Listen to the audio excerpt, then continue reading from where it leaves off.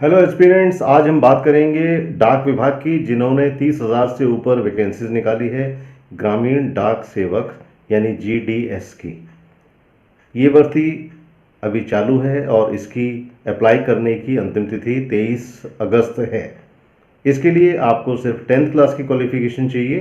Age limit 18 साल से कम नहीं होनी चाहिए और 40 साल से अधिक नहीं होनी चाहिए। इसके साथ ही भारत सरकार द्वारा दी गई विभिन्न प्रकार की आय की छूट, जैसे ओबीसी, एससी, एसटी, विकलांग इत्यादि की, वो भी इस पर लागू होगी।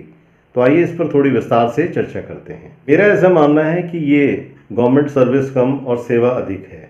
उसकी वजह यह है कि इस सर्विस के लिए आपका कोई वेतनमान निर्धारित नहीं है।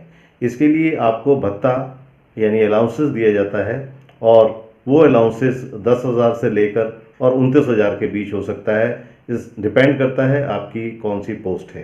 दिए जाने वाले भत्ते को कहते हैं टाइम रिलेटेड कंटिन्यूटी अलाउंसेस, और ये बीपीएम यानी ब्रांच पोस्ट मास्टर और असिस्टेंट ब्रांच पोस्ट मास्टर के लिए अलग अलग दर से निर्धारित है। यानी इसके ऊपर आपको जो भत्ता है, भत्ते के साथ साथ डीए भी मिलता है। कुल जो पैसा मिलना है वो मैं आपको डिस्प्ले कर रहा हूँ, इसको आप देख लीजिए। इसके बाद अप्लाई कैसे करना है, इसके लिए आपको सबसे पहले पोर्टल पे जाना है। डिस्क्रिप्शन में मैंने इसका लिंक दिया हुआ है, आप यहाँ पर भी देख रहे हैं, मैंने वेबसाइट का नाम लिखा हुआ है। इस लिंक को क्लिक करते ही एक साइट खुलेगी जो भारतीय डाक विभाग की है। इसमें आप इंस्ट्रक्शंस को बारीकी से पढ़ लें। 19 पेज के इंस्ट्रक्शंस हैं, बहुत माइन्यूटली इसको पढ़ लें कि क्या क्या चीज़ें इसमें होनी हैं। इसके बाद आइए बात करते हैं रजिस्ट्रेशन की। पहले आपको अपनी बेसिक इंफॉर्मेशंस देके अपना रजिस्ट्रेशन कराना है। एक आपका रजिस्ट्रेशन नंबर मिल जाएगा। उसके बाद सेकंड स्टेप में आपको अप्लाई ऑनलाइन करना है। ऑनलाइन अप्लाई करने के लिए आपको अपनी फ़ोटोग्राफ स्कैन करके रखनी होगी 50 KB से कम साइज़ में। सिग्नेचर स्कैन करने हैं 20 KG से कम साइज़ में, और इन दोनों को अपलोड करना होगा। और इस तरह से आप इस पोस्ट के लिए अप्लाई कर सकते हैं। ये वैकेंसियाँ पूरे देश के लिए हैं, यानी इसको सर्कल्स में बांटा हुआ है। सर्कल्स की डिटेल आप देख सकते हैं। जैसे ही लिंक पर क्लिक करते हैं आपकी जो वेबसाइट खुलती है उस पर 23 सर्कल दिए हुए हैं। मैंने आपको यहाँ स्क्रीनशॉट दिखाया है। 23 सर्कल में लगभग सभी राज्य हैं, नॉर्थ ईस्ट का पूरा राज्य है। उसके बाद आप उसमें जाकर उसको क्लिक करेंगे अपने राज्य को या जहाँ भी आप सर्विस करना चाहते हैं। उसके बाद आगे उसमें डिविजन्स हैं। तो डिवीज़न, जैसे एक राज्य, मान लीजिए आप मध्य प्रदेश की बात करते हैं, तो जब मध्य प्रदेश खोलेंगे तो उसमें बहुत सारे डिवीजन्स यानी डिस्ट्रिक्ट वाइज एरियाज आ जाएंगे। जब डिवीज़न को क्लिक करेंगे तो उस डिवीज़न में कितनी वैकेंसीज हैं और कहाँ कहाँ पर हैं ये भी डिटेल आ जाएगी। साथ ही ये भी बताएंगे कि वो वैकेंसी, पर्टिकुलर वैकेंसी किसके लिए रिजर्व है, यदि है तो विकलांग के लिए है, ईडब्ल्यूएस कैटेगरी के लिए, ओबीसी के लिए, या किसके लिए है। तो वो सारी डिटेल आप देख सकते हैं। और उसके बाद आप जब फॉर्म भरेंगे तो आप अपनी 5 चॉइसेस दे सकते हैं। इसकी जो मेरिट लिस्ट बनेगी वो कंप्यूटर बेस्ड बनेगी, यानी कंप्यूटर उसमें से चूज़ करेगा कि आपके लिए बेस्ट कौन सी है या उनमें से आप किस में सेलेक्ट होते हैं, और वही आपको चूज़ करनी होगी। उस पर आपका अपॉइंटमेंट हो जाएगा। यहाँ पर जानने की एक बात और भी है कि यदि आप किसी अन्य राज्य में जाते हैं तो उस राज्य की जो भाषा है, यदि आप नागालैंड में जाते हैं तो जो भाषा वहाँ की है उसका ज्ञान भी आपको होना चाहिए।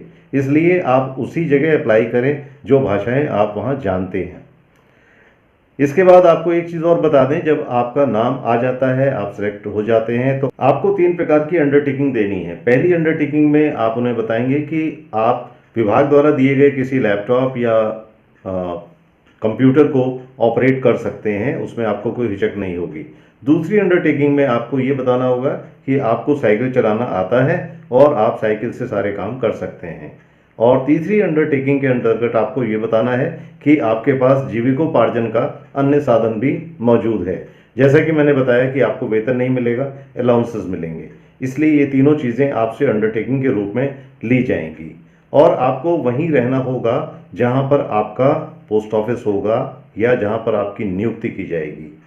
इसमें 2 प्रकार की पोस्टें हैं, बीपीएम और एबीपीएम। बीपीएम मतलब branch post master and ABPM मतलब असिस्टेंट ब्रांच पोस्ट मास्टर।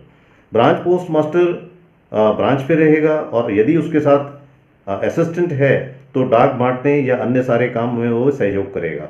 यदि कोई ऐसा पोस्ट ऑफिस है जहाँ सिंगल मैन है, यानी एक ही व्यक्ति काम कर रहा है, तो उसको सारे काम करने होंगे, यानी कैश, जो नई नई योजनाएं हैं, बैंकिंग सिस्टम, उसके अलावा डाक टिकट से संबंधित काम, डाक का डिस्ट्रीब्यूशन, ये सारा का सारा काम उसको करना होगा।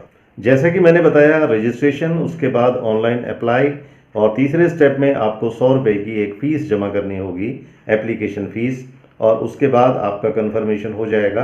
उसके बाद एक मेरिट लिस्ट तैयार होगी। मेरिट लिस्ट की सूचना आपको ईमेल से दी जाएगी, जिसके बाद 10 दिन का समय आपको ज्वाइन करने का दिया जाएगा। एक्सटेंडेबल 5 दिन और होता है, यानी 15 दिन के अंदर आपको वहां पहुंचकर अपनी हाजिरी देनी है और साथ ही सभी प्रकार की अंडरटेकिंग्स देनी है और काम को शुरू करना होता है। वीडियो को देखने के लिए धन्यवाद। अगर आपको ये वीडियो पसंद आई हो और आप इस चैनल को सब्सक्राइब करना चाहें तो ज़रूर कीजिए, और अपने साथियों को ये वीडियो भेजिए जिससे वो भी इसका फ़ायदा उठा सकें। साथ ही इस चैनल में आपको करियर संबंधी बहुत सारी वीडियोस मिलेंगी, और आने वाले समय में और भी बहुत सारी वीडियो इसमें करियर्स के लिए पोस्ट की जाएंगी। तो मिस मत कीजिए, इस चैनल को सब्सक्राइब कीजिए और आगे इसको देखते रहिए। Thank you very much once again and best of your luck.